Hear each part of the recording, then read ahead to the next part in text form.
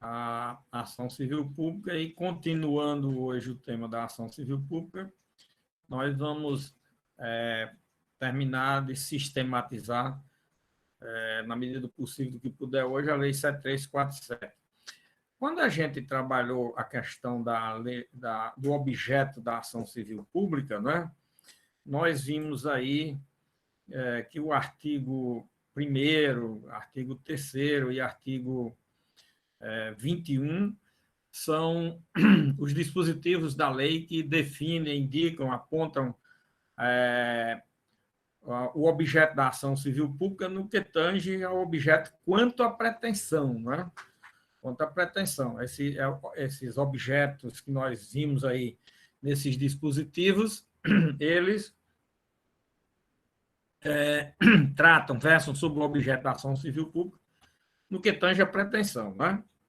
Bom, quando a gente trabalhou do objeto, nós vimos aí no artigo 1º um elenco de situações que vieram a partir da origem da ação civil pública nos 3 primeiros incisos, e depois os outros incisos foram sendo enriquecidos com outras hipóteses de direitos coletivos, especialmente direitos, um enriquecimento na parte dos direitos difusos. O artigo 3º cuida da condenação, da postulação em juízo, o efeito condenatório de obrigação de pagar e efeito condenatório de obrigação de fazer e não fazer. E enquanto o artigo 21 estende os efeitos, os efeitos da sentença, quando se trata da sentença, ou a pretensão da ação civil pública em toda espécie de direito coletivo, por mandar aplicar o que disciplina o título 3 do Código do Consumidor, a partir do artigo 81 a 104 do Código do Consumidor, não é isso? Pois bem, aqui para completar com relação ao objeto da ação, nós temos uma questão excepcional aqui no parágrafo 1 do artigo 1º, né?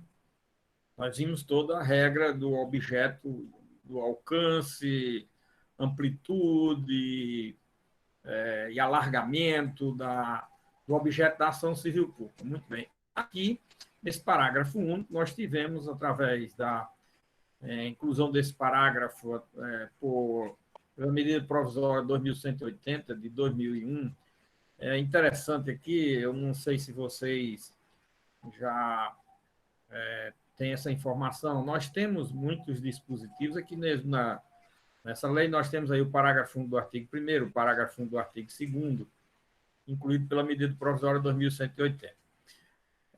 Professor, como é que uma medida provisória, que não tem tempo de definir, o tempo dela não é indefinido, é definido, limitado, e ainda está em vigor esse dispositivo da lei? É a pergunta que vem logo de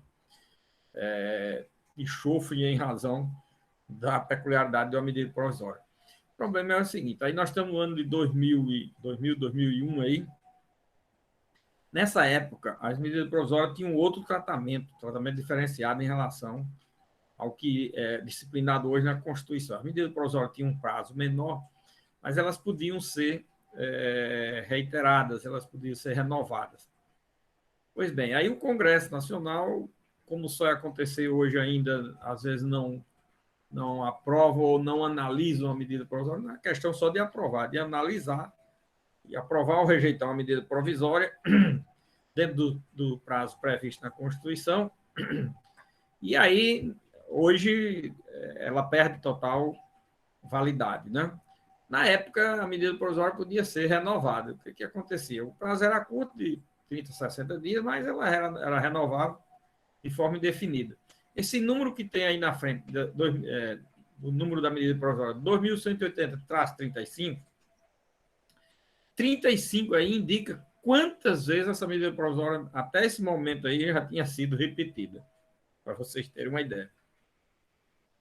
Isso não dá nada mais, nada menos do que 3 anos de repetição da medida provisória. E ela tinha um prazo curto, viu, minha gente? Imagina aí, ela com um prazo maior e podendo ser repetida. Quantas décadas demoraria? Bom, aí o que aconteceu? Chegou um ponto em que o Congresso estava assoberbado de medida provisória. Congresso teria que parar tudo para trabalhar só em medida provisória por um certo lapso de tempo bem largo. Aí fez uma reforma considerável em matéria de medida provisória. Determinadas matérias não podiam ser tratadas em medida provisória, alargou-se o prazo da medida provisória, mas não podia mais ser reiterada, e uma série de situações. E aquelas medidas provisórias que estavam para ser trabalhadas. O que fez o Congresso? Fez lá uma seleção de medidas provisórias e aquelas medidas provisórias que eram imprescindíveis na sua necessidade de continuidade das relações jurídicas, de muitas matérias importantes que estava trabalhando, o Congresso veio e constitucionalizou essas medidas provisórias e emprestou a elas status de lei, embora não transformando em lei, como é o papel do Congresso em matéria de medida provisória. Apenas continuou sendo a medida provisória, com um número tal, tratando da matéria X que ela tratasse, e incorporou na ordem jurídica brasileira com a denominação de medida provisória e o número da medida provisória que tratava daquela matéria. No caso aqui, medidas provisórias que tinham alterado aí muitos dispositivos legais. A Lei 9494 sofreu muitas alterações por essa medida provisória, 2180, e aqui a Lei da Ação Civil Pública e muitos outros diplomas legais sofreram alterações por medidas provisórias. E essas medidas provisórias se tornaram definitivas, de provisória passaram a permanentes. Certo? Então, explicar isso para poder vocês entenderem, porque tem, às vezes, tem em leis aqui que nós estamos trabalhando, e isso tem, vocês podem encontrar de uma hora para outra uma lei aí da década de 2090, e nesse ano de 2001, exatamente com situações de modificações em textos legais através de medidas provisórias. Tá certo? Vou explicar essa situação, vocês vão se deparar, em qualquer diploma legal que vocês se depararem, que tiver uma situação dessa, vocês sabem por que é que ocorre essa aberração aí jurídica no sistema jurídico brasileiro. Bom, essa medida provisória trouxe esse parágrafo único aí que diz o seguinte: não será cabível ação civil pública para veicular pretensões que envolvam tributos, contribuições previdenciárias, fundo de garantia do tempo de serviço ou outros fundos de natureza institucional, cujos beneficiários podem ser individualmente determinados. Ou seja, vedou, proibiu a ação civil coletiva na defesa de direitos individuais homogêneos. Como a lei da ação civil pública, através do Código do Consumidor, que nós já vimos isso aqui, passou a ter possibilidade de utilizá-la em matéria de direitos individuais homogêneos, aí o que fez o legislador aqui nesse caso? Retirou essa possibilidade de um processo coletivo na defesa de direitos individuais homogêneos concernente a tributos, contribuições previdenciárias, fundo de garantia e outros fundos de natureza institucional. E isso há uma limitação manifesta no que diz respeito ao objeto da ação civil pública, que não é possível nessas matérias. Esse dispositivo ainda já foi lido algumas vezes pelo Supremo, pelo STJ, e é considerado como constitucional. Por quê? É considerado constitucional porque o argumento é de que não houve violação ao princípio da inafastabilidade da atividade jurisdicional, previsto no artigo 5º, inciso 35 da Constituição, porque aqui é o seguinte: o que se vedou foi a possibilidade de uma ação coletiva, mas os direitos, como eles são susceptíveis de serem determinados individualmente, pode ser individualizado, então você pode postular através de seu direito subjetivo qualquer um desses direitos, em matéria tributária, contribuições previdenciárias, FGTS ou outros fundos de natureza institucionais. Imagina essa leitura. Para acomodar o dispositivo, se fez essa leitura. Eu, em todas as vênias dessa leitura, eu tenho esse dispositivo como manifestamente inconstitucional. A Constituição prevê, através do controle da atividade jurisdicional ou obediência ao princípio da inafastabilidade para toda e qualquer espécie de direito, sejam eles individuais, sejam eles coletivos. Na hora em que o legislador, uma norma infraconstitucional, retira da Constituição Federal aquilo que está numa norma, não é nem uma questão principiológica, o princípio é da inafastabilidade, mas está normatizado esse princípio no artigo 5º, inciso 35 da Constituição. Não é nem princípio implícito da Constituição, é princípio que está expresso normativamente no artigo 5º, inciso 35 da Constituição Federal. Então, é norma constitucional, não é nem uma questão de princípio constitucional. Não, é norma, regra tida de forma normatizada. Por quê? Porque retirou a possibilidade do uso de uma atividade jurisdicional em direitos coletivos, direito de alta relevância, incluído como uma das espécies de direitos protegíveis como garantias constitucionais, direitos individuais e direitos coletivos, direitos sociais, como a Constituição chama, a denominação que tiver. Então, em todas as vezes, eu tenho esse parágrafo como inconstitucional, porque entendo que ele viola o artigo 5º, inciso 35 da Constituição Federal. Não é o que vem sendo entendido pela jurisprudência desses tribunais, e por isso ele está aí intacto e a gente tem essa vedação na legislação com relação ao uso da ação civil pública em matéria de direitos individuais homogêneos. Para vocês terem uma ideia, o absurdo que é quando se trata de hipóteses em que os direitos individuais homogêneos seriam altamente salutares serem defendidos através de uma ação coletiva, porque trata-se aqui exatamente de situações em que há, às vezes, muitos titulares desse direito individual violado, e aí uma ação só iria resolver, e aqui, por força desse dispositivo, essa matéria não pode ser objeto de uma ação coletiva em matéria de direitos individuais homogêneos. Por aí vocês vejam como é difícil querer se aceitar, entender essa questão da defesa dos direitos coletivos. Passei até para vocês aí no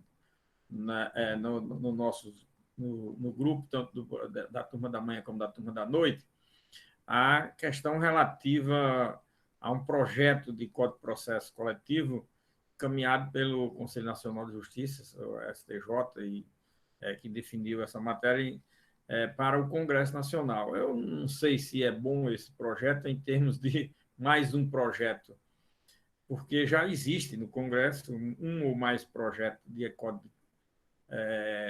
Código Processual Coletivo, e esse daí mandei, inclusive, com uma reportagem sobre o assunto, com muita polêmica, inclusive muita discussão a respeito daquela matéria que eu falei, que vocês acredito que já terminaram os trabalhos, todos terminaram, né? E sobre a teoria da representação adequada, que o projeto prevê a possibilidade de se adotar no Brasil a teoria da representação adequada, coisa que eu, inclusive, falei aqui, falei bem da teoria da representação adequada, que o Brasil poderia, a qualquer momento, em uma reforma legislativa, implantar o sistema da teoria da representação adequada. Pois está aí no projeto como uma possibilidade de existir. Quando surgir, se o projeto for aprovado um dia, em qualquer época, esse ou outro, ou a conjugação dos projetos que tem lá a respeito da matéria, vocês vendo um legitimado individual, uma pessoa física, já sabe que foi adotado no Brasil a teoria da representação adequada e, logicamente, deve exigir os requisitos que exige na teoria da representação adequada do sistema americano, que a gente viu aqui, aliás, no projeto trabalha, parece que os mesmos requisitos que exigem para a teoria da representação adequada das ações de classe no sistema americano, certo? Então, mandei para mostrar esse aspecto e vocês terem uma ideia de um código de processo coletivo, já que estamos estudando a matéria de direitos coletivos e processo coletivo. É importante que se tenha uma ideia de como será um código de processo coletivo. Não é um código muito... não é uma lei muito longa, porque a maioria da matéria pode ser remetida para o Código de Processo Civil, mas aquilo que diz respeito exatamente aos temas peculiares e característicos dos direitos coletivos, certo? Muito bem, agora nós vamos trabalhar aqui o artigo 2º, que eu fiquei de tratar dele agora na aula de hoje, trazendo para vocês, inclusive, pronunciamento da jurisprudência sobre esse dispositivo. Esse dispositivo é muito interessante, ele cuida de sujeito do processo. Olha, no parágrafo 1 do artigo 1º que nós vimos, cuida da parte da limitação do objeto da ação civil pública, certo? No artigo 2º, agora, ele cuida de sujeito do processo. Por quê? Porque cuida do tema competência. Olha, as ações previstas nesta lei serão propostas no foro, no local, propostas no foro do local onde ocorreu o dano, cujo juízo terá competência funcional para processar e julgar a causa. Esse tema diz respeito à competência, e competência é um assunto relativo ao sujeito do processo, porque é uma forma de se encontrar o juízo competente. E juízo é um dos sujeitos do processo. Reparem como tem total pertinência isso que eu estou falando em relação ao tema competência. Competência é tido como um assunto específico dentro do código, dentro do processo como um todo, mas ela trata exatamente de encontrar o sujeito do processo, aquele sujeito imparcial do processo, que é o juízo competente. Ok? Bom, por que esse artigo é interessante? Porque ele está tão claro, professor, que independe de interpretação. Primeiro ponto, vocês vão ver que essas coisas que são ditas, esses velhos brocardos, a lei é tão clara que independe de interpretação, é a maior das mentiras que existe. Isso não existe, não se encontra. Segundo, se uma lei realmente está clara que independe de um esforço ingente de interpretação, é porque ela tem uma redação que faz com que haja compreensão de seu sentido, objetivo e finalidade da forma que ela teve uma linguagem bem adequada para a sua perfeita compreensão. Então, o que se tem é uma compreensão completa do dispositivo, e a gente encontra essa compreensão com a própria leitura que se faz do dispositivo. Às vezes, a lei contempla essa hipótese, né? Às vezes, o sistema tem normas que contemplam essas hipóteses, né? Mas a maioria das vezes não é assim, mas sempre há muita discussão. E aqui nós estamos trabalhando com esse artigo 2º, porque esse artigo 2º, visto sob o ângulo de um processo que você ajuiza na Justiça Estadual, não teria maior dificuldade. Qual é o juízo competente? O local onde ocorreu o dano. Então, se o dano ocorreu lá em Caicó, vai ser na comarca de Caicó; se ocorreu em Pau do Serra, vai ser em Pau do Serra; se ocorreu em Mossoró, vai ser em Mossoró; se foi em Natal, e assim por diante. Não é? O problema aqui é quando entra a Justiça Federal, quando a questão diz respeito a um processo que seria da Justiça Federal. Por quê? Porque, na realidade, o processo da, participa do processo um dos sujeitos da relação jurídica, que é uma entidade daquelas previstas no artigo 109 da Constituição Federal. Aí, nesse caso, teria que se deslocar a competência para a Justiça Federal. E a Justiça Federal, é sabido que ela não tem varas em todas, como a Justiça Estadual tem, comarca quase em todos os municípios, né? Embora tenha alguns municípios, tem comarca que compreende 2, 3 municípios, por serem pequenos municípios.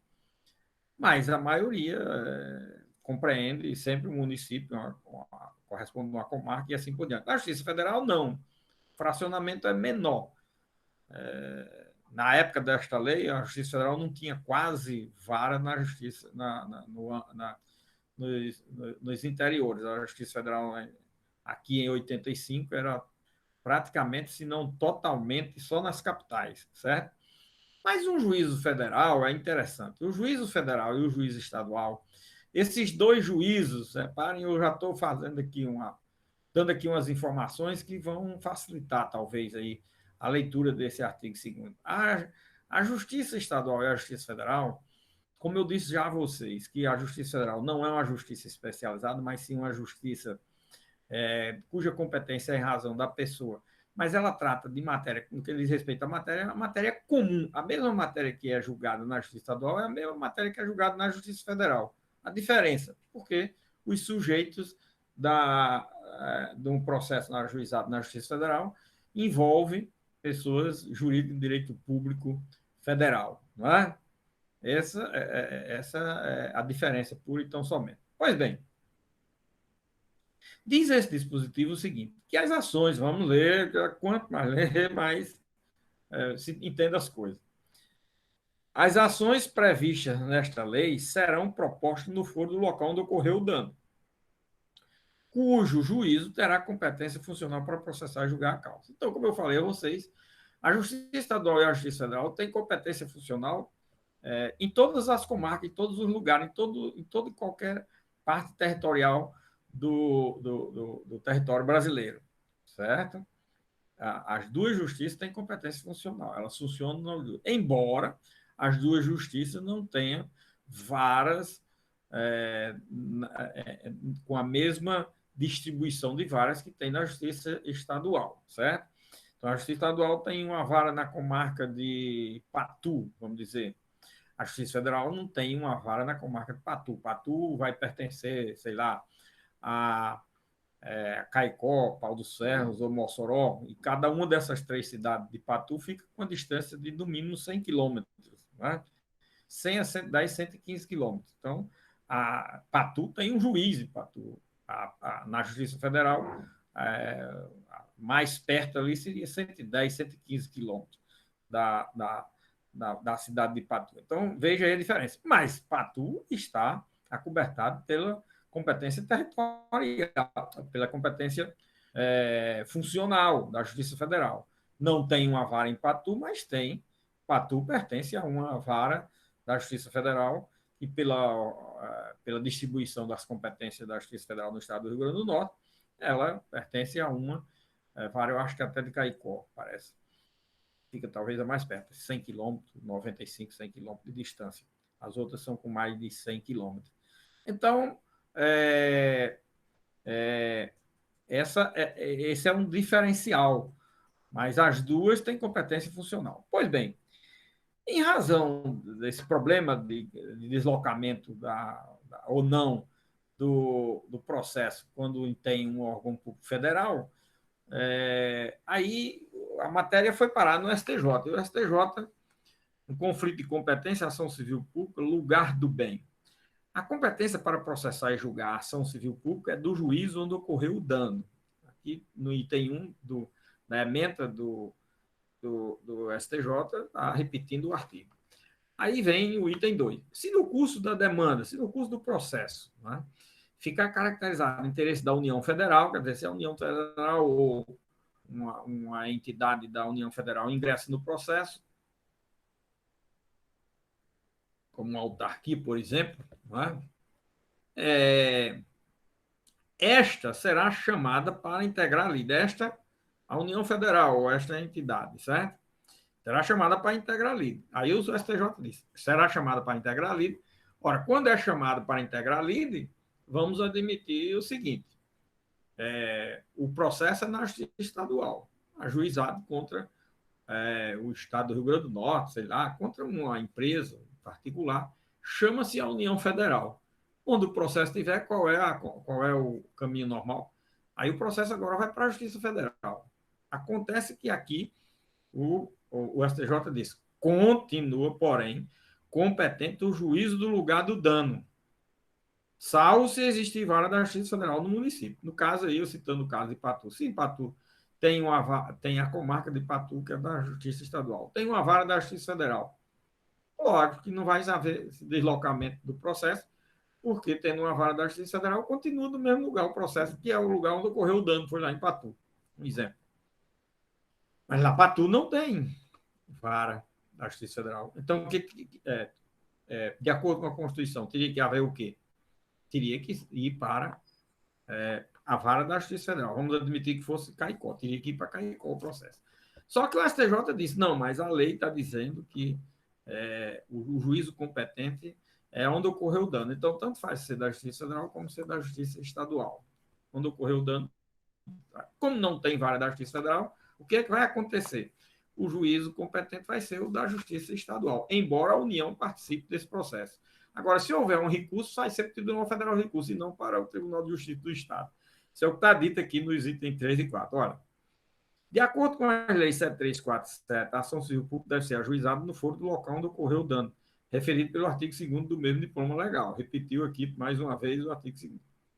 Se no curso da demanda revela-se interesse da União, isso é item 4. E se trata de comarca em que não há vara da Justiça Federal instalada, competente será o juiz de direito para a causa. O juiz de direito aí é o juiz estadual da comarca de Patu, no exemplo que eu estou mencionando. Não é isso? Por força de quê? Por força do artigo 109, parágrafo 3º da Constituição Federal, em combinação com o artigo 2º da Lei 7347 de 85, que passa a exercer atividade jurisdicional de juiz federal. Aquele juiz estadual passa a exercer atividade de juiz federal, certo?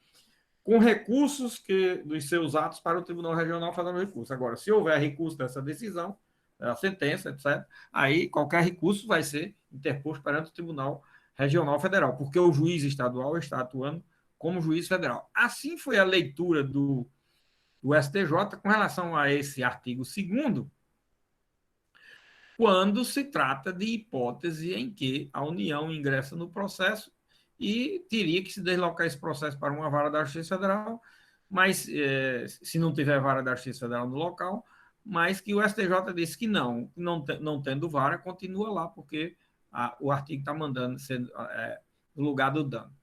E aí ele diz, essa hipótese ocorre pelo que diz o artigo 109, no seu parágrafo 3º. Por que o parágrafo 3º? O parágrafo 3º do artigo 109, vou fazer aqui uma rápida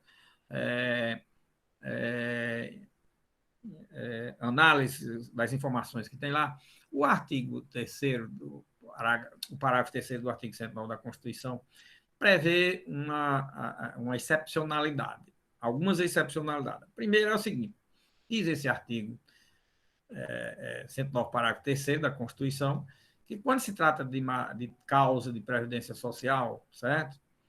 Essa causa pode ser, o próprio artigo diz, excepcionou, essa causa pode ser escolhida pelo próprio demandante em ajuizar a ação. A competência seria da Justiça Federal, porque da Previdência Social, o INSS seria a parte. Previdência Social, logicamente, aí, geral, global, a Previdência Social comum, que é federal, nacional. Então, seria contra o INSS, o deslocamento era da competência da Justiça Federal. Mas aí o Constituinte, nessa hipótese, disse o seguinte, nesta hipótese, a causa pode ser, a parte poderá escolher ajuizar a sua ação na própria Justiça Estadual, tá certo?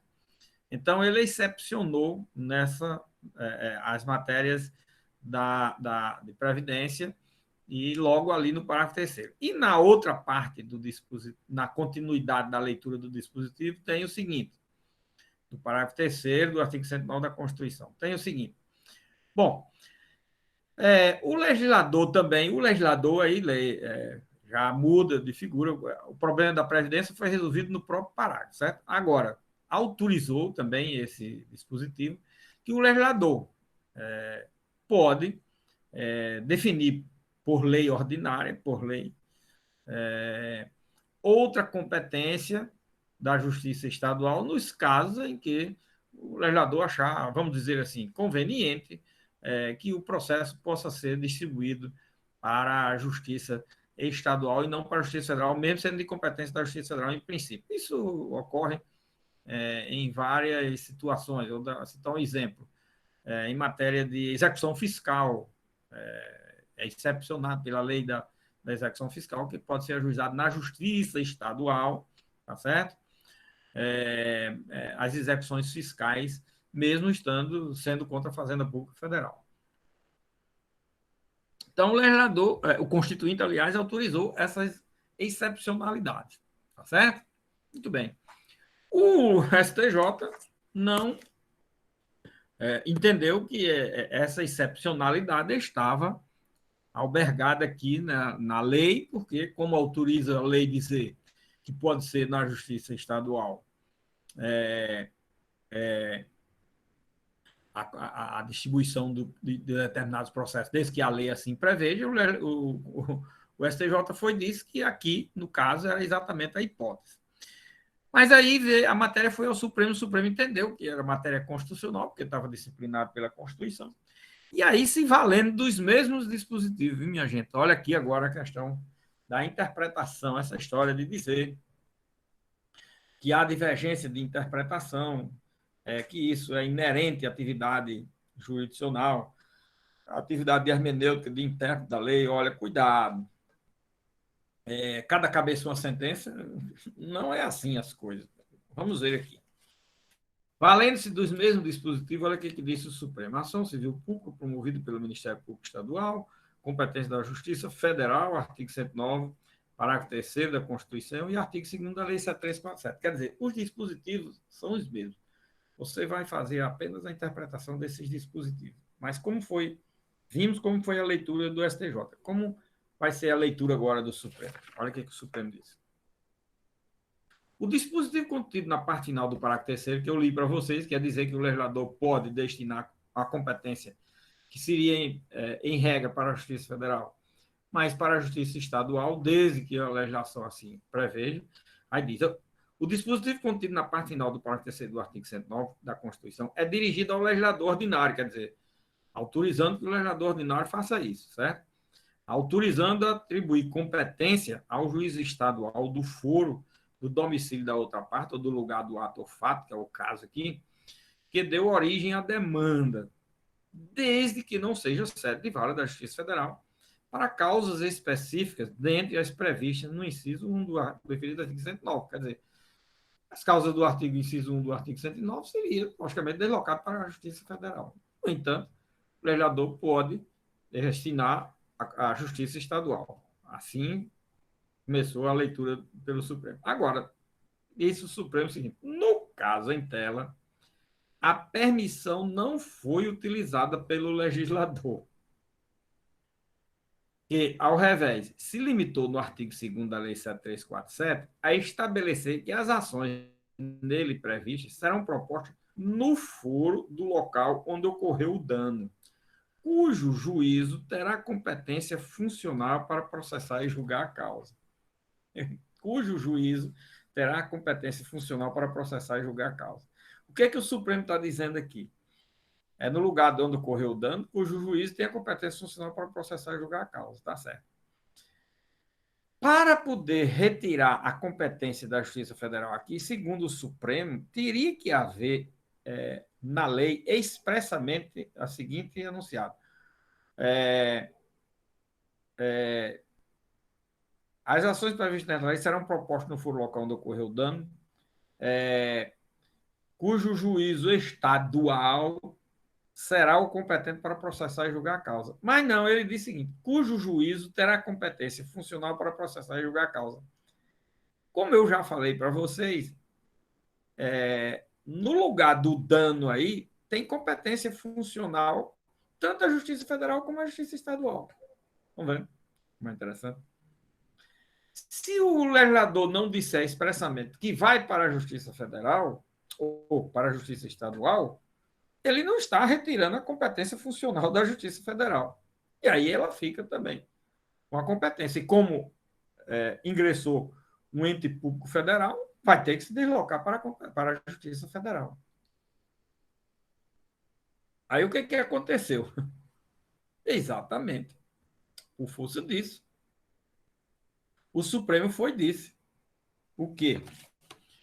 Aqui na última parte da emenda. Considerando que o juiz federal também tem competência territorial e funcional sobre o local de qualquer dano, o que eu falei para vocês, se o dano ocorreu em Patu, o juiz federal e o juiz estadual têm competência funcional, os dois têm. Se entrar um órgão público federal, se desloca para a competência para a Justiça Federal. Se não entrar, fica na Justiça Estadual, se a competência for da Justiça Estadual, logicamente. Certo?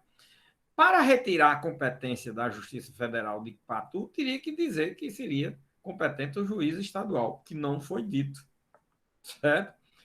No caso, somente poderia dar-se por meio de referência expressa à Justiça Estadual, tá vendo? Que não tem aqui no artigo 2º. Como a que fez o Constituinte na primeira parte do mencionado parágrafo terceiro. Na primeira parte do parágrafo terceiro, que eu falei a competência das ações da Previdência Social, ele diz expressamente a competência será da Justiça Estadual. Então, o legislador infraconstitucional, quando criar outra competência estadual, tem que dizer expressamente do jeito que o Constituinte disse na primeira parte. Certo? Como fez o Constituinte na primeira parte do mencionado parágrafo terceiro, em relação às causas de natureza previdenciária. E o recurso, e o que no caso não ocorreu. Vocês estão vendo aí agora por que é que existiu duas leituras? Você diz, mas professor, por que é que o STJ insistiu em querer que fosse na Justiça Estadual e o Supremo retirou essa possibilidade? Qual era a vantagem e a desvantagem de uma coisa e de outra? Vamos ver aqui. Temos de vantagem. O STJ interpretou assim porque no local onde ocorreu o dano, primeiro o STJ leu que achava que a legislação, o legislador tinha dito tudo que estava na Constituição e não disse. Primeiro, ele já pecou aí. Segundo, ele achou conveniente ficar na Justiça Estadual, aí prevaleceu essa ideia. Porque o local onde ocorreu o dano é onde facilita mais o andamento do processo, tendo em vista estar próximo os fatos da justiça, a justiça dos fatos, para realizar uma perícia, uma inspeção judicial, ouvir as pessoas, todo mundo ali sabe, conhece tal. E locar esse processo para outro lugar, os atos vão ser praticados por precatória, as coisas não ficam da mesma maneira e tal. Bom, acontece que essa visão do STJ é uma visão de um desejo, de uma ideia, de uma coisa ideal. Não foi uma visão da interpretação da lei. O Supremo disse: não. Se o legislador não disse que é na justiça estadual, e só falou numa competência funcional, as duas justiças têm competência funcional. E como é que se retira a competência funcional da Justiça Federal? Quando o legislador trata especificamente de dizer que a Justiça Estadual é que passará a ter competência para aquele processo. Se ela não retira isso, se o legislador não retira isso, como está na Constituição, não pode haver a modificação dessa competência por força de lei, se ela não disse expressamente na Justiça Estadual. Aí você diz, qual é a. Então, professor, aquilo que era uma vantagem que o STJ viu, o Supremo agora transformou numa coisa mais difícil, mais distante, a justiça do fato, dos acontecimentos. Poderá ocorrer isso. Mas qual é a melhor interpretação em termos de hermenêutica? A leitura do Supremo Tribunal Federal. Por incrível que pareça.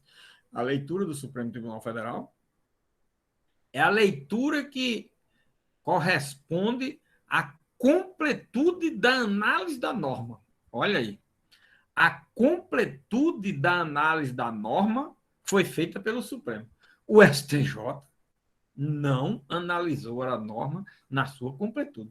O STJ não analisou que exigia a expressão de a competência ser da Justiça Estadual. O STJ não analisou a questão de que os dois juízes teriam competência funcional concorrente. Olha aí. Então, minha gente, não é questão de cada cabeça uma sentença. Não, não.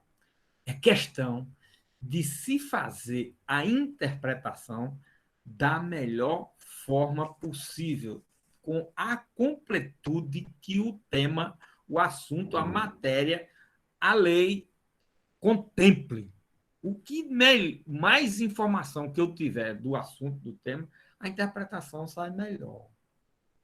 Por isso que do ORC é mal interpretado, porque alguns dizem que ele diz que só existe uma interpretação correta. Não é verdade. Ele diz que pode existir a interpretação mais consentânea, melhor E o que se deve buscar é sempre a melhor interpretação. Claro que pode haver divergência, até porque não se analisa as coisas direito, olha aí. Aí houve uma divergência entre o Supremo e o STJ. Pode haver é, é, incompletude, e essa divergência é resultante de quê? Bom, aqui também é aquela história, viu, minha gente? O trabalho hermenêutico de interpretação ele tem que ser totalmente desprovido, desvestido de questões de vontades pessoais. Por isso que o intérprete e aplicador da lei, quando ele vai interpretar, aplicar o direito, ele tem que estar destituído de qualquer preconceito, nos dois sentidos, de preconceito das coisas e de ter um preconceito já sobre aquele assunto. Não é? São dois sentidos, a palavra preconceito também é a forma de escrever, esses dois sentidos. Pré-conceito, eu já tenho um preconceito, então tudo que tiver dito lá vai ser indiferente, porque eu já sei que é isso e vou dizer isso e sustento isso. Então, não vai fazer interpretação. Você vai dizer o que você quer. O nada com nada. Ou o preconceito de você ter determinados preconceitos. E, por exemplo, vamos colocar aqui um preconceito, o STJ, o preconceito de que esse processo não deveria ser deslocado para a Justiça Federal, para não ficar distante.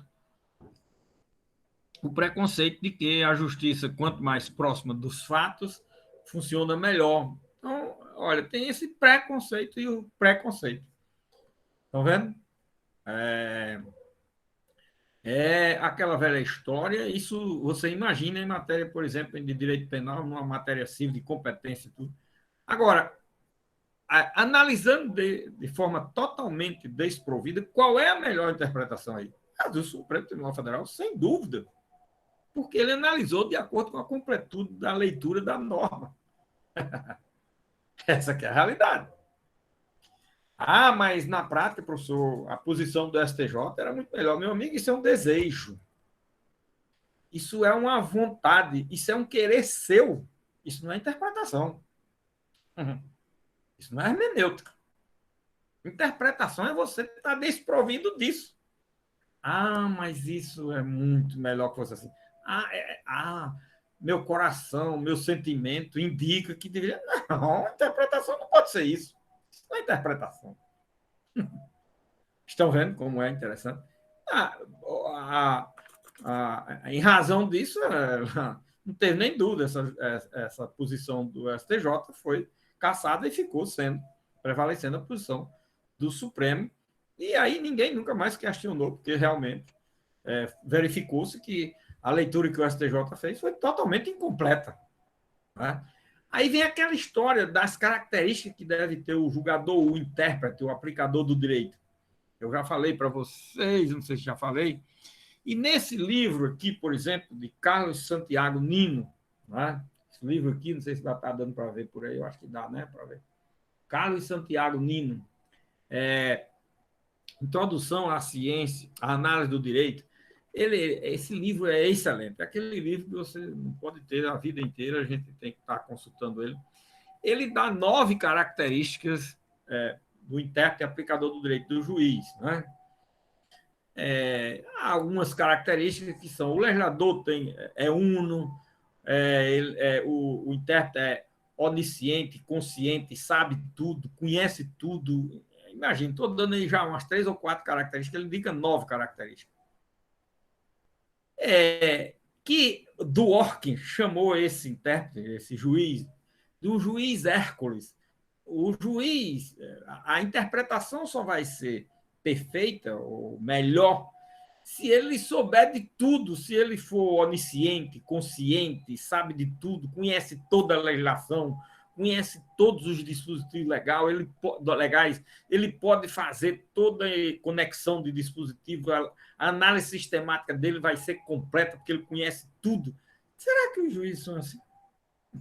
E eu estou perguntando aí, não é qualquer juizinho, não. Eu estou perguntando um juiz, os ministros do Supremo Tribunal Federal, em matéria de processo coletivo, coitados, são mais perdidos do que segue tiroteio. Do STJ também.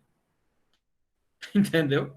Pois é, por quê? Porque não são juízes Hércules na linguagem é, do orc. Não são os juízes completos na linguagem de Carlos Santiago Nino. Tá vendo? Não são intérpretes mesmo. Bom, então assim, professor, realmente nunca vai se ter uma interpretação adequada. Bom, quanto mais se conhece, quanto mais se sabe, quanto mais informações, quanto mais dados, mais elementos, melhor sairá a interpretação. Por isso que vocês não se apressem em ser juízes e ser um profissional do direito logo no dia que sai da faculdade e achar que no outro dia já estão sabendo. Não, tem que ralar muito, sabe? Aprender muito, para poder não fazer do patrimônio, da vida, da liberdade das pessoas, dos direitos, dos sentimentos das pessoas, um laboratório de experiência no seu gabinete. Você vai resolver problemas sérios e que ficam definitivamente resolvidos. Tá vendo? Então, um intérprete aplicador do direito tem que ser uma pessoa de uma responsabilidade muito grande. Olha aí, as coisas são assim. Se não for assim, lógico que aí nós vamos ter a credibilidade do judiciário que se tem. Por que até a credibilidade do judiciário é baixa? Porque a qualidade é baixa. Ora, é muito fácil de saber. E onde é que tem essa falta de qualidade? A partir daqui, da faculdade, que não tem uma base, não se estuda uma base logo, seja por deficiência do aluno, do professor, sei lá, não tem todas essas informações, às vezes, né? O professor não passa isso. Isso é uma coisa que todo professor tem que repetir. Que é para poder, quando você sair do curso, sair com uma cabeça ali cheia dessa informação para poder ter um pouquinho de consciência e não sair do curso. E agora, porque fez uma prova que fez uma sentença, tirou 10 na sentença. Então, eu sei dar uma sentença, qualquer que seja a sentença que você for dar agora, porque lá no concurso exige a forma da sentença. Aí você tirou 10. Agora, com o direito das pessoas, você acha que tirou 10 na sentença, vai ser um grande juiz. Vai ser uma porcaria de um juiz, pode ser. Por quê? Porque agora você vai lidar com direitos, com interpretação, com fatos, com situações concretas, com a vida das pessoas, com a liberdade, com o patrimônio, com tudo. São essas coisas que precisam ser entendidas, compreendidas. Entenderam aí? Por isso que esse artigo 2º eu faço questão de trabalhar. Isso aqui é fantástico, é a maior lição de como é que se faz uma interpretação mais escorreita. Mais escorreita. Ela pode não atender melhor a minha expectativa, mas é aquela história. A decisão não é minha, não. A decisão é da interpretação, resulta da interpretação que eu faço dos fatos e do direito. Não é minha. Por isso que não existe a história do livre convencimento. Que livre convencimento? Não, mas é motivado, professor. Motivado, você motiva do jeito que quiser.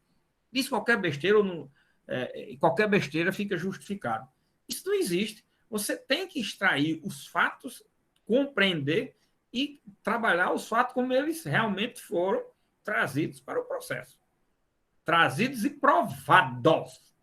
Não é trazido só com o enunciado, não. Porque pelo enunciado que tem aí de denúncia, de petição inicial, tudo, cheia de fatos que não são comprovados. Não existe aqueles fatos, não existiram. É brincadeira. Provado, o fato tem que estar provado. Tá certo? Se não tiver provado, meu filho, você não trabalha o fato. Aí depois tem que aplicar a norma. E nas duas coisas você vai fazer a interpretação. Você vai fazer a análise. Tá certo? Esse aqui é o detalhe, é muito importante. Então, vocês vejam, esse artigo 2º, ele comporta uma aula só sobre ele. Esses 2 julgados, quanta coisa, quanto volume de informação a gente não extrai daí. Porque eles retratam, aqui de forma resumida, todo um acervo de teoria geral do direito que a gente estuda para saber como é que é feito. E todo o acervo hermenêutico que se trabalha né? Todas essas doutrinas desses autores que eu falei aqui, indiquei as obras, do Orque no Império do Direito, aqui de Carlos Santiago Nino, Introdução à Análise do Direito, né? É preciso que você analise sob essa perspectiva. É muito interessante, minha gente, é muito importante a parte do conhecimento da teoria geral do direito. Por isso que esses livros que eu estou entendendo, esse Carlos Santiago Nino é um argentino, esse é um grande jurista. É impressionante, esse homem morreu novo, com 50 anos, na década de 90 ainda, mas deixou uma obra fantástica, formidável, e ele se equipara, se ombreia com do Orc, né? O Império do Direito. Tanto é que, de formas e com linguagem diferente, eles chegam às mesmas conclusões, né? Das teorias que eles utilizam para justificar uma questão de interpretação, de hermenêutica, e como se deve conduzir o direito. Por isso que do Orc também tem um outro livro muito bom, O Direito Levado a Sério. Olha aí, o direito levado a sério. Isso eu estou falando quando se leva o direito a sério.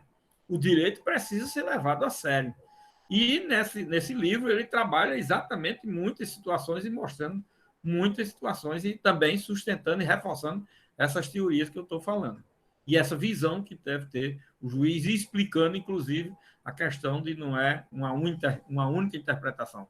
É que se tem que trabalhar.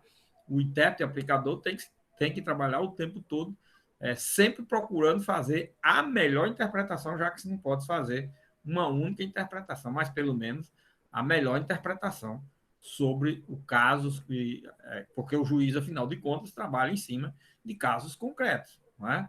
Aí ele precisa de analisar à luz dessas situações. Olha, uma riqueza muito grande de dados e informações, minha gente, a respeito desse assunto, muito bom. A gente ficaria aqui a aula todinha só sobre isso. Aí eu vou ter que sair do artigo 2º por força da necessidade de se continuar, mas a análise desse artigo com essas duas jurisprudências nesse sentido, ela aponta exatamente para esse campo de informação que eu estou passando para vocês, tá certo? Só uma dosagemzinha aqui daquilo que eu sempre falo e vou continuar sempre falando em matéria de interpretação e compreensão do direito, ok? Bom, aí aqui, depois, no artigo 2º ainda, nós temos o parágrafo único, a propositura da ação prevenirá a jurisdição do juízo para todas as ações posteriormente intentadas que possuam a mesma causa de pedir ou o mesmo objeto.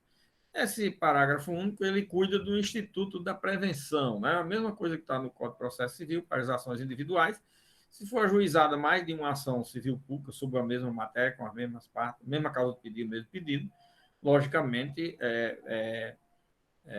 por força desse parágrafo, há uma prevenção e deve ser o processo, se não foi distribuído para o mesmo juiz, para onde quer que ele tenha sido distribuído no segundo processo, logicamente terá que ser redistribuído para o primeiro juízo, tá certo? É o que tem o parágrafo 2º, é uma matéria conhecida que é a prevenção, ok? Bom, aí aqui nós temos o quê? Nós temos a visão do artigo 1º, objeto do processo, artigo 2º, sujeito do processo, artigo 3º, que nós já vimos, objeto do processo, aí vem o artigo 4º. O artigo 4º ninguém viu ainda. De que cuida esse artigo 4º? Esse artigo 4º cuida do seguinte: poderá ser ajuizada ação cautelar para os fins desta lei, objetivando, inclusive, evitar dano ao patrimônio público e social, ao meio ambiente, ao consumidor, à honra e dignidade de grupos raciais, étnicos ou religiosos, à ordem urbanística, aos bens e direitos de valor artístico, estético, histórico, turístico e paisagístico, ou seja, há uma repetição dos direitos que estão elencados no artigo 1º. E aqui nós temos o quê? Nós temos um outro instituto jurídico de uma outra ação, uma outra demanda que foi criada aqui pela lei da ação civil pública. Nós temos a lei temos essa lei tratando da ação civil pública e criando outros institutos, que eu já falei alguns para vocês, e aqui nós estamos diante de aqui um outro processo, uma outra relação jurídica, que é a ação cautelar na ação civil pública, não é isso? Agora, uma explicação a respeito desse artigo 4. Você veja, por exemplo, quando aqui no artigo 5º, quando fala do artigo 5º, nós temos no artigo 5º, tem legitimidade para propor a ação principal, que é a ação civil pública, e a ação cautelar, os mesmos legitimados. Então, aqui indica que nós temos duas ações, a ação cautelar e a ação civil pública. Né? Muito bem. Agora, esse artigo 4º, minha gente, por que é que ele fala, professor, em ação cautelar ainda, isso existe? Nos dias atuais não tem mais a ação cautelar desse modelo antigo. Mas o Código de Processo Civil, quando ele foi editado na origem, em 1974, ele tinha um livro inteiro, né? Mais de quase 100 artigos, 80 e tantos, 90 artigos, só sobre o processo cautelar. Isso, na época, foi objeto de muita admiração no mundo inteiro. O Código de Processo Civil brasileiro trouxe um livro dedicado ao processo cautelar, porque não tinha nenhum código no mundo inteiro que tratasse da matéria dessa forma, estava muito bem sistematizado e tal. Só que estudou-se, analisou-se, debruçou-se sobre isso. E hoje, só para resumir aqui, vocês vejam o seguinte: o novo código não trouxe um livro do processo cautelar. Trouxe só aí dos artigos 294 a 305, mais ou menos por aí assim. As tutelas de urgência, tutela de urgência de natureza satisfativa, tutela de urgência de natureza cautelar e tutela de evidência. Foi isso que o legislador trouxe.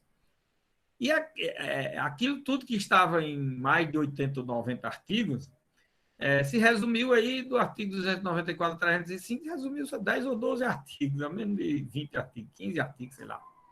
Certo? 294 a 300 e pouco, quer dizer, 12 ou 15 artigos resolveu o que era um livro do código, para vocês terem uma ideia. Isso foi resultado de quê? De muito estudo, muita análise, amadurecimento, aperfeiçoamento do sistema em 40 anos de vigência do código anterior. Mas em 20 anos, isso foi em razão também de uma mudança que houve com 20 anos do código, que foi a reforma de 94. A reforma de 94, que tinha o livro do processo cautelar, em 94 foi criado um artigo 273 no código que criou o Instituto da Tutela Antecipada, e foi esse instituto que levou a mais estudo nos 20 anos seguintes e transformou aquilo que estava no código, que veio para o código novo de hoje. Então, vocês vejam que é o estudo, aperfeiçoamento, aprofundamento da matéria, não é? Pena que no Brasil esse estudo só ocorre quando a legislação está em vigor. No resto do mundo, isso é colocado, é estudado muito antes, para a legislação vir já com um pouco de reflexo do conhecimento que se tem do tema. Aqui, às vezes, nem se conhece o tema. Aí, quando cuida, se está chegando uma lei, uma norma, um instituto jurídico, o que é isso? O que é isso? Fica todo mundo assombrado. Aí vai começar a se estudar. Aí o instituto vai ser utilizado e os direitos que vão ser tratados nesse instituto jurídico vão para os laboratórios. Quer dizer, nós trabalhamos sempre os direitos das pessoas, num país subdesenvolvido, como estudo laboratorial. Quando, na realidade, já é para ser saber e ter uma definição desse direito, de forma que cause o mínimo prejuízo e cometa-se o mínimo de erro possível. Essa é a ideia. Mas não é assim, infelizmente. Né? Bom, então, esse modelo aí do artigo 4º é o modelo que era do Código naquela época, em 85. Daí, em 85, o Código estava com 11 anos, o Código de Processo Civil de 74 estava com 11 anos. O modelo era esse, o processo principal e o processo acessório cautelar. Para vocês terem uma ideia, o processo cautelar se prestava a quê, professor? O processo cautelar ele se prestava a ser ajuizado antecedentemente, que ainda hoje existe essa cautelar antecedente no novo Código, certo? Nesses artigos 294 e diante que eu falei aí, trata desse processo cautelar antecedente, tutela jurisdicional antecedente. Tem lá um capítulo sobre isso, né? Que é aquela cautelar que é ajuizada como forma preparatória da ação principal, porque não se tem aí todos os elementos para ajuizar a ação principal, mas eu já tenho elementos que possam ajuizar a ação cautelar, para evitar o prejuízo, a lesão ao direito, diante da plausibilidade do direito que se apresenta no caso concreto. Pois bem, o Código tinha ação cautelar para esse fim, mas não era esse o grande fim. Hoje é só para isso, a ação cautelar que a gente tem no Código. Na época não era só para isso. Na época podia se utilizar dessa forma também, mas na realidade era ação cautelar se prestava a ser o que a gente hoje tem como tutela de urgência. Por quê? Porque era o seguinte: você teria, se você quisesse uma tutela uma tutela antecipada no processo principal, não tinha, você não ia obter isso, não existia essa possibilidade. Por quê, professor? Porque nós só tínhamos 5 hipóteses no sistema jurídico que permitia isso. Aliás, uma dessas hipóteses é na própria ação civil pública. Quais eram essas hipóteses, professor? Era no mandado de segurança, na ação civil pública, em 85, mandado de segurança que vinha desde a década de 50, sim. Né? Aí a ação civil pública, a ação popular em 65, a ação civil pública em 85, aí tinha no Código de Processo Civil as ações possessórias no Código de Processo Civil, que permitia liminares, e a própria ação cautelar, que permitia uma liminar dentro da ação cautelar. Isso era o que se tinha como ideia de tutela antecipada no sistema do processo. Os outros processos, foram esses 5, não existia tutela antecipada. Aí você tinha, se você quisesse uma liminar ou tutela antecipada, o que você teria que fazer? Ajuizar uma ação cautelar. Professor, mas na hora que eu ajuizasse uma ação qualquer, ação de indenização, ação ordinária qualquer, eu quisesse uma liminar, uma tutela antecipada, precisasse, uma ação de nulidade de ato jurídico, não podia. Por quê? Porque não existia autorização legal. E o que eu tinha que fazer? Ajuizar também com a ação principal, você ajuizava uma ação cautelar. Quer dizer que eu tinha que ajuizar duas ações.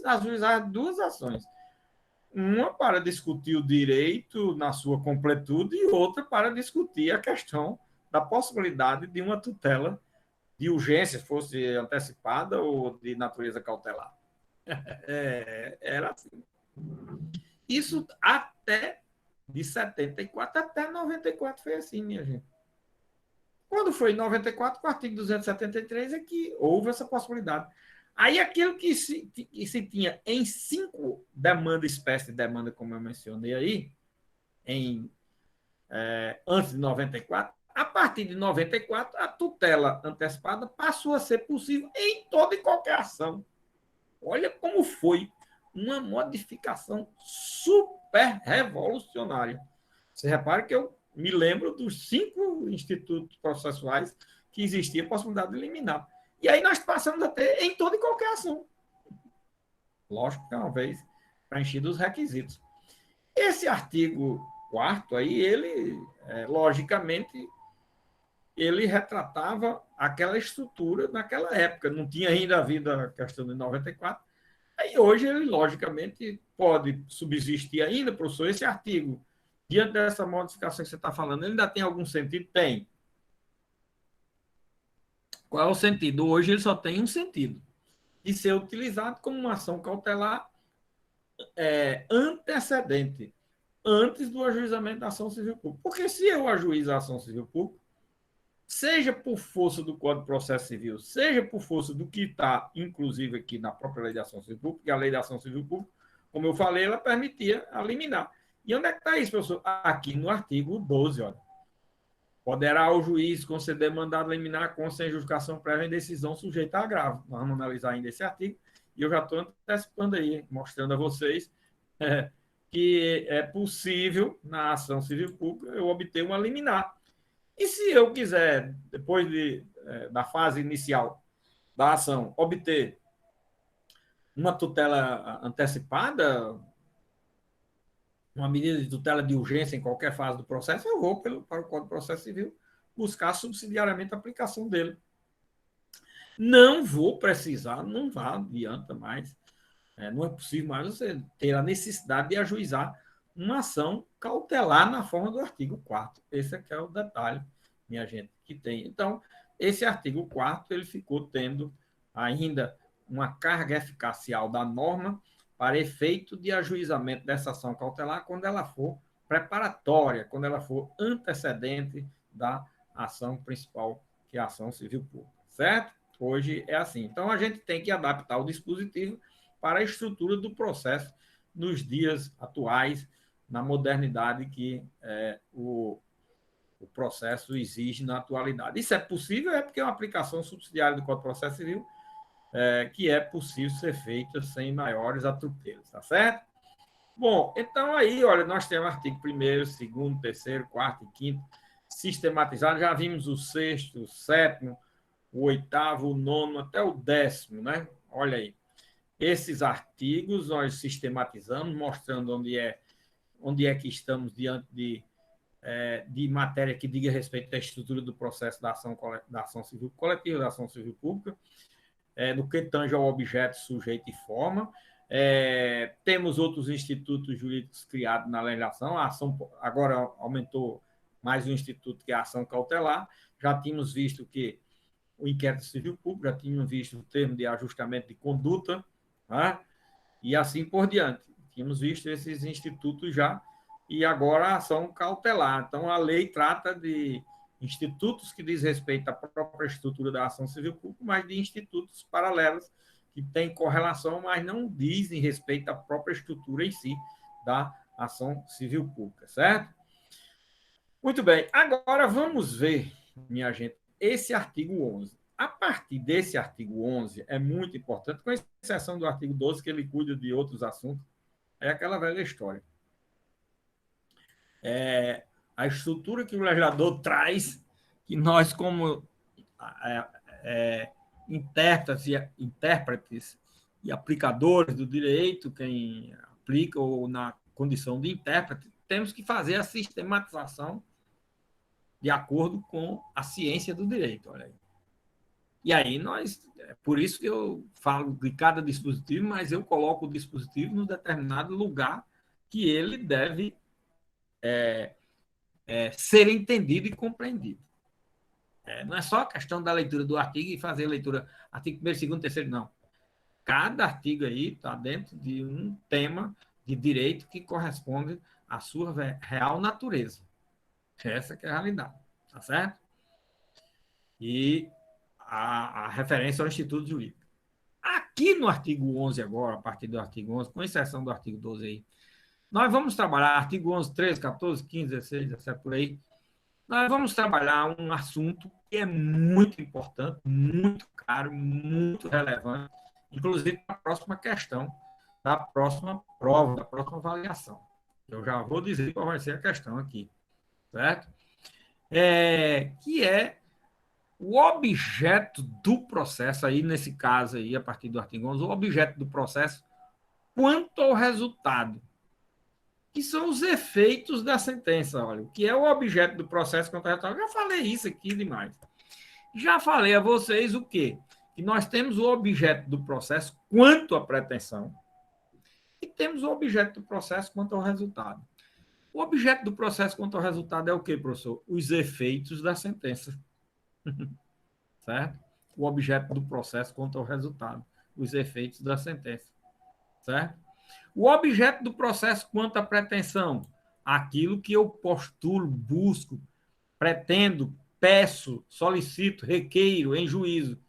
Eu posso requerer em juízo o quê? Qualquer espécie de direito coletivo. Onde é que eu encontro isso, professor? Lá no artigo 1º, no artigo 3º, no artigo 21 da Lei da Ação Civil Pública. Objeto do processo da ação civil pública quanto à pretensão. Agora, 11, 13, 14, 15, 16, os que nós vamos analisar aqui, eu vou analisando e vou dizendo. Cada um eu vou dizendo. objeto do processo contra resultado em matéria tal, o efeito tal, principal, acessório, dizendo isso, aquilo outro, que é para vocês já terem a ideia de como é que vão fazer a prova. Que a próxima prova vai ser o quê? Falar sobre o objeto do processo, quanto à pretensão e quanto ao resultado nas ações civil pública, popular e de improbidade administrativa. Pronto, a questão já estou dando a próxima questão.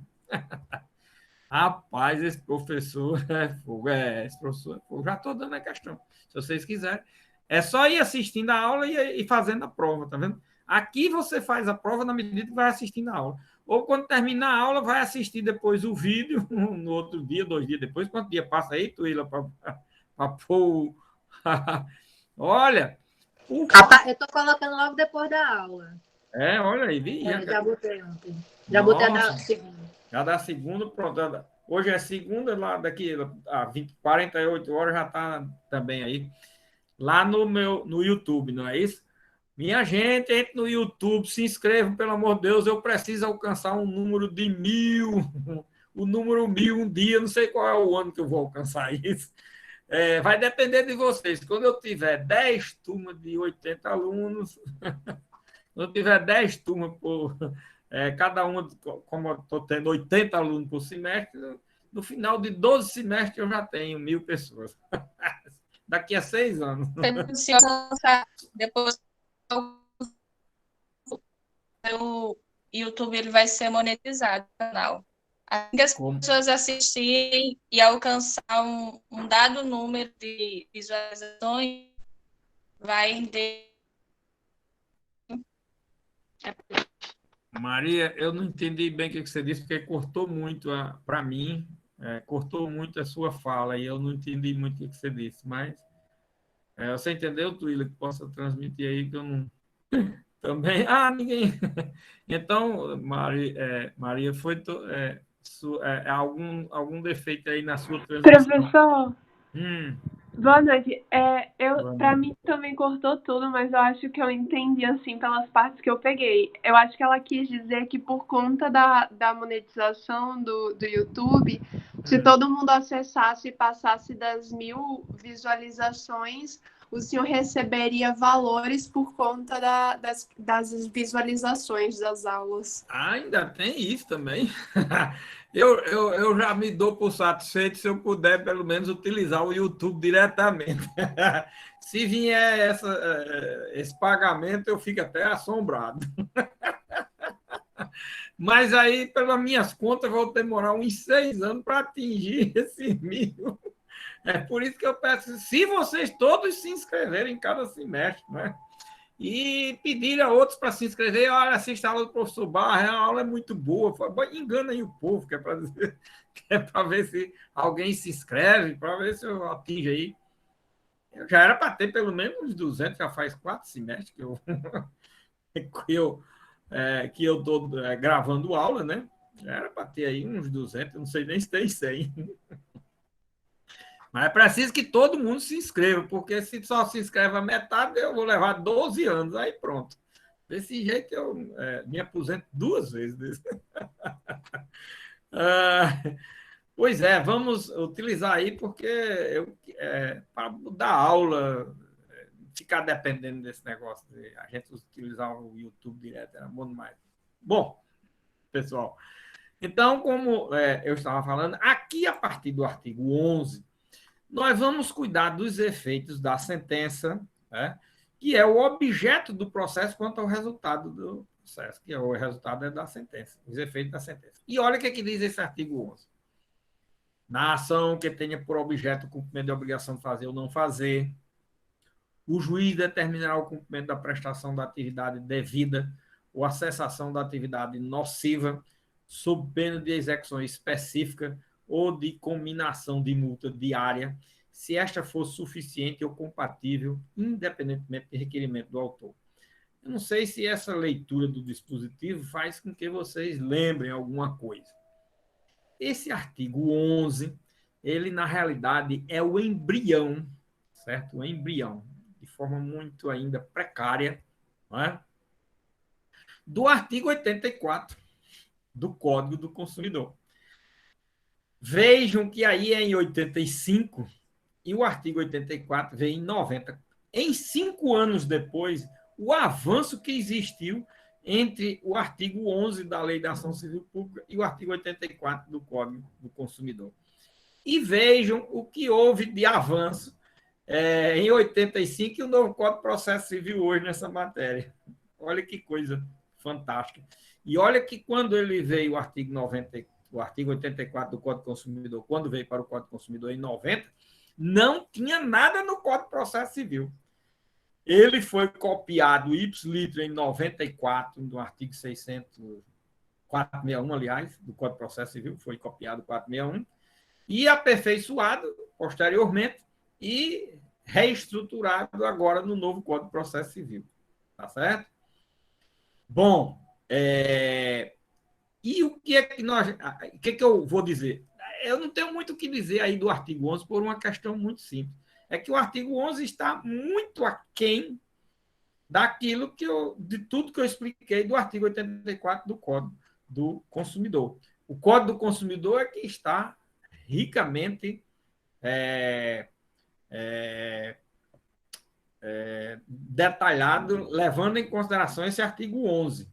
E eu passei toda uma série de informações, foi uma aula inteira só sobre o artigo 84. Então, a leitura desse artigo 11 tem que ser feita em combinação, em diálogo total, em conjuminação, em integração do artigo 11 com o artigo 84 do Código do Consumidor, tá certo?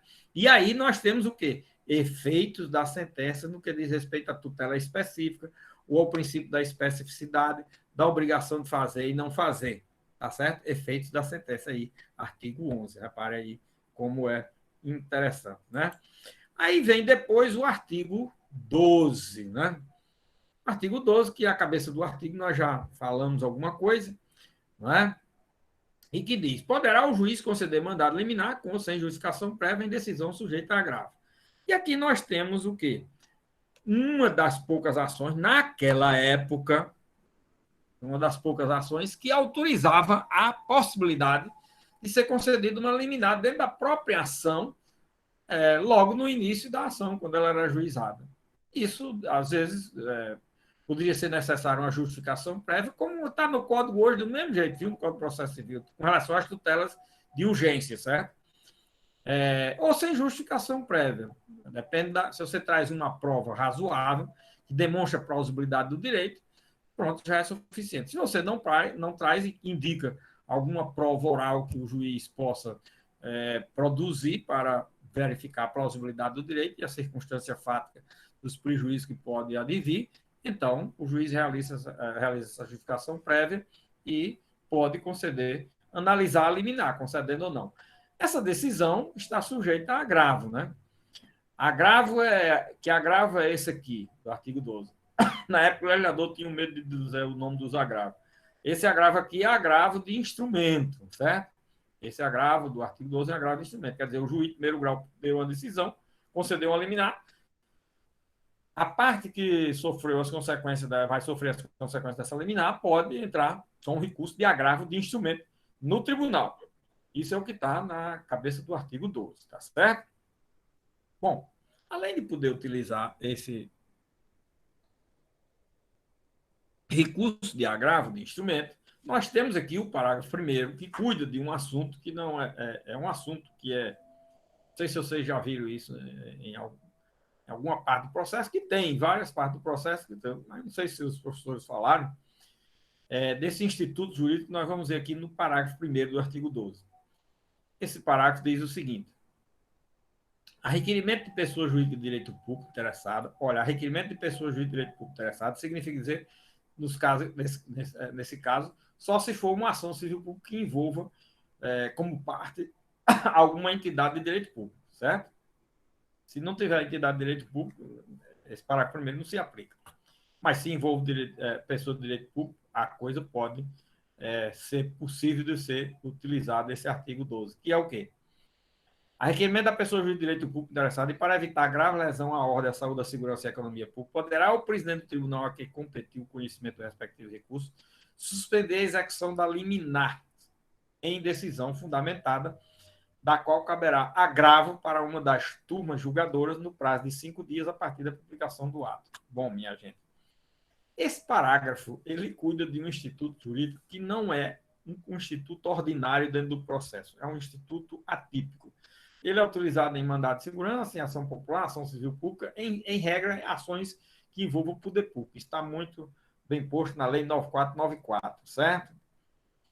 Pois bem, esse aqui denominava-se na época, como está aqui na própria lei, no dispositivo, pedido de suspensão de execução de liminar.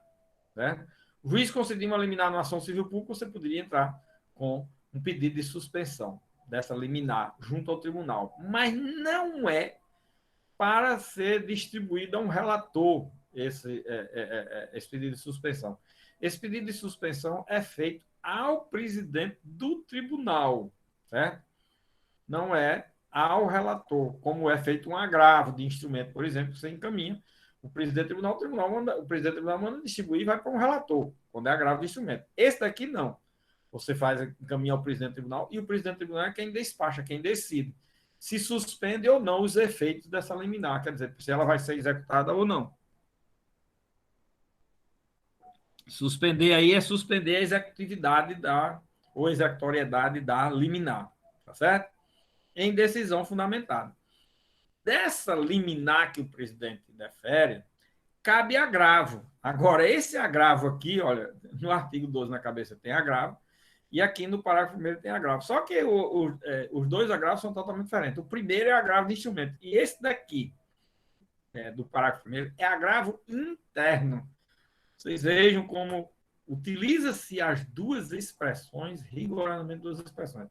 Você veja o seguinte, um leigo pega esse dispositivo, ele vai saber que esse agravo do artigo 12, caput, é o mesmo do artigo 12, parágrafo 1º?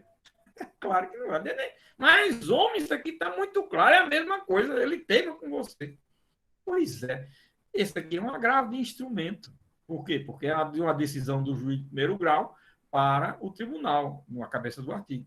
E aqui, por que é um agravo interno, professor? Porque é de uma decisão de um órgão fracionado dentro do tribunal, cujo recurso cabível, isso é uma regra geral, é o agravo interno. Pronto. Olha, para quem faz direito, entende direito, aí a leitura da norma, olha aí, o sentido da mesma expressão, como é diferente. Olha aí, em matéria de interpretação, como as coisas são sérias em termos de linguagem, em termos de morfologia da linguagem, em termos de sintaxe. Tudo isso é preciso ser compreendido. A questão da semântica é muito importante. Repare aí, é totalmente diferente os recursos aí. Um é um recurso de agravo de instrumento, o outro é um recurso de agravo interno, e isso eu extraio só pela leitura do dispositivo.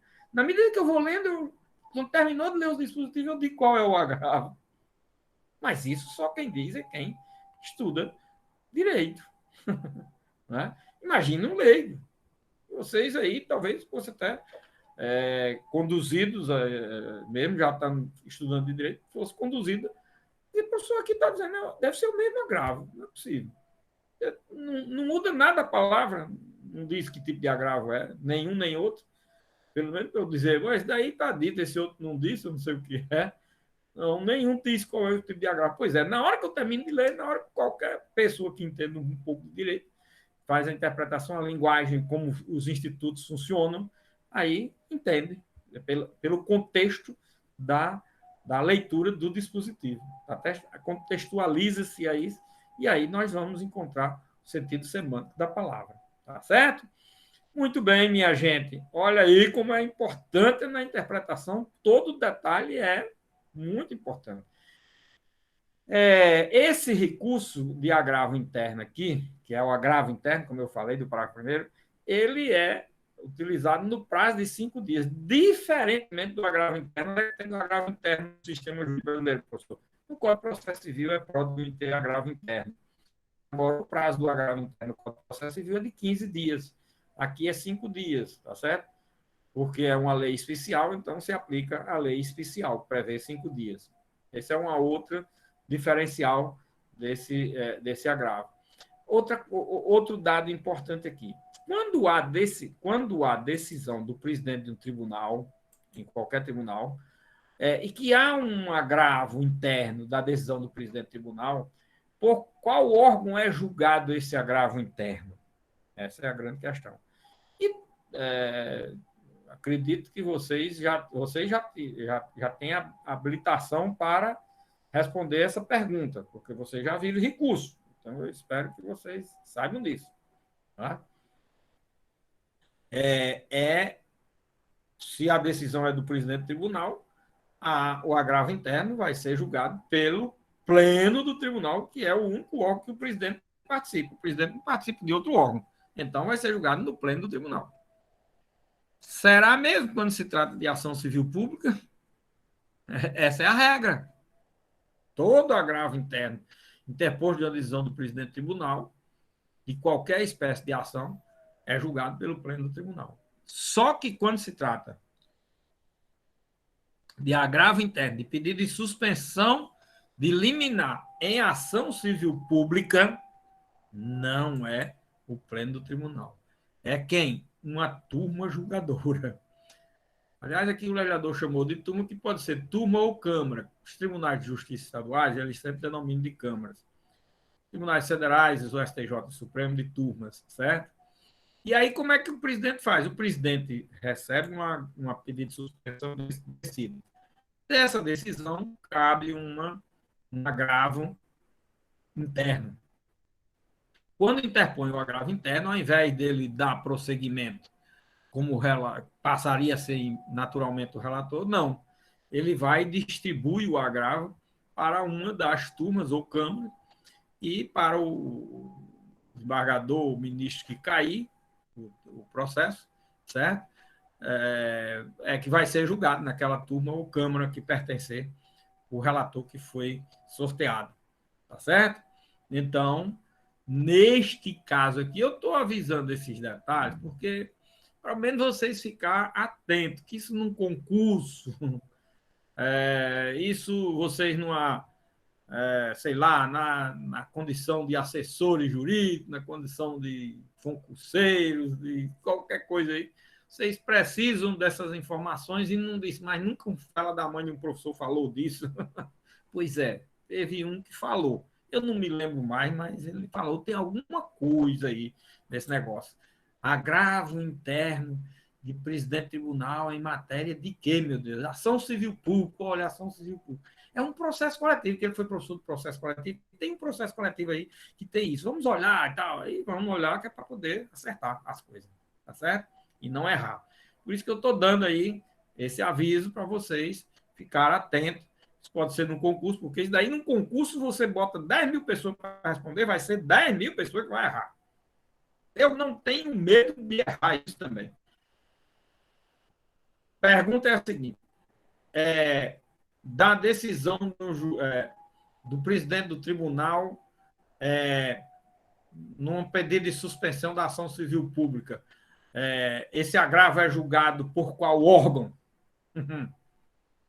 Aí tem lá pleno, turma, câmara, o próprio presidente, tem lá 4 ou 5 opções, todos vão botar que vai ser o tribunal. E olha que todos que têm estudado alguma coisa,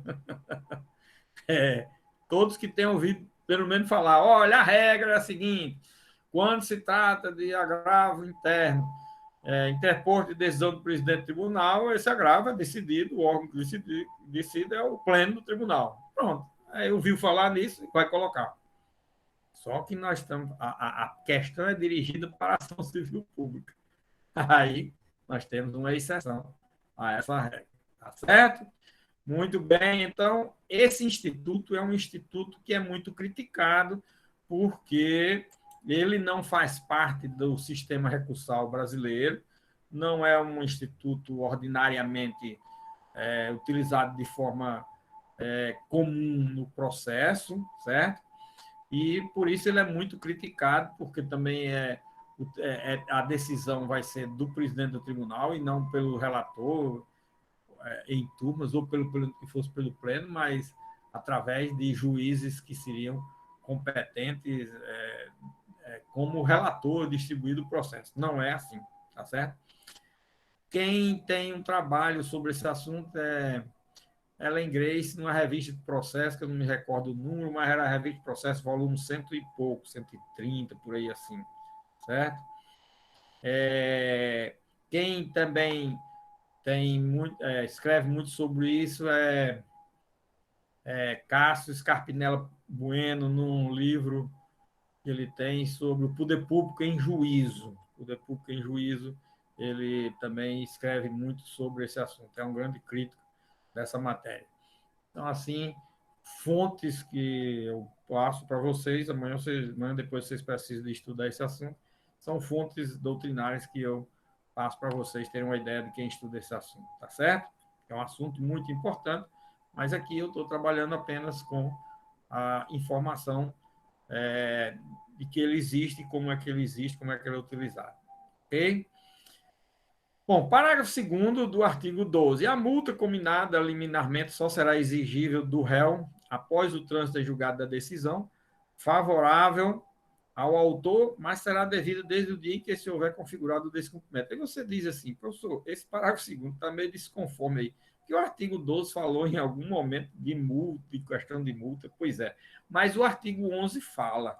Você diz, bom, então, olha, o correto seria que esse parágrafo 2º fosse o parágrafo 1 do artigo 11 e o parágrafo 1º do artigo 12 fosse o parágrafo 1 do artigo 12. Mas o legislador não trabalha assim como a gente gostaria que fosse. Ele trabalha como ele acha que deve trabalhar. Imagina aí como são as coisas. Não são do jeito que a gente quer, do jeito que eles querem. E a gente é que tem que fazer a sistematização. Essa multa é do artigo 11. Agora, por que ele trabalhou aqui? Porque ele diz que ela, mesmo quando aplicada na liminar, certo? A multa combinada liminarmente, quer dizer, o juiz dá um prazo para o cumprimento da obrigação de fazer tantos dias. Se não fizer, combina multa de tantos. Se ela for combinada, combinada a multa liminarmente, só será exigível do réu após o trânsito em julgado da decisão favorável ao autor. Mas será devida desde o dia em que se houver configurado o descumprimento. Quer dizer, só será exigível, só posso executar essa multa ao final com o trânsito em julgado da sentença, certo? Do processo. Da decisão final do processo. Agora, ela já está fixada e determinada naquele momento em que houve o descumprimento da obrigação. E aí isso implica em correção, juros, etc., né? Há um efeito devastador em razão dessa circunstância, não é?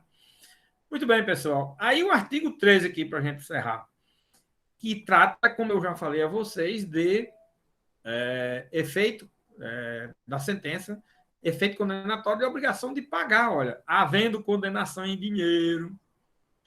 Olha, nós vimos que a ação civil pública ela pode ser para condenar indenização por danos morais coletivos ou danos materiais coletivos, ou para obrigação de fazer e não fazer. A obrigação de fazer e não fazer está no artigo 11.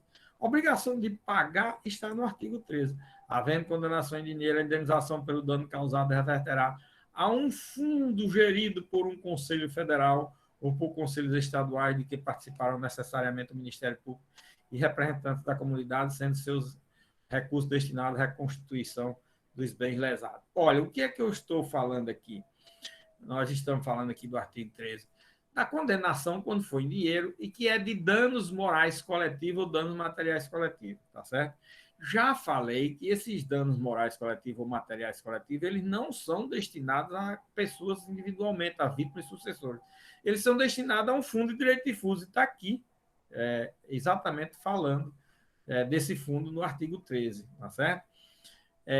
No parágrafo primeiro, está dizendo que enquanto ele não for regulamentado, ele já foi regulamentado, tá certo? Aqui o próprio artigo diz que ele já foi regulamentado, e tem aqui, se você clicar aqui no regulamento, onde diz aqui no texto da lei do Planalto, e você já vai direto para o regulamento do fundo, tá certo?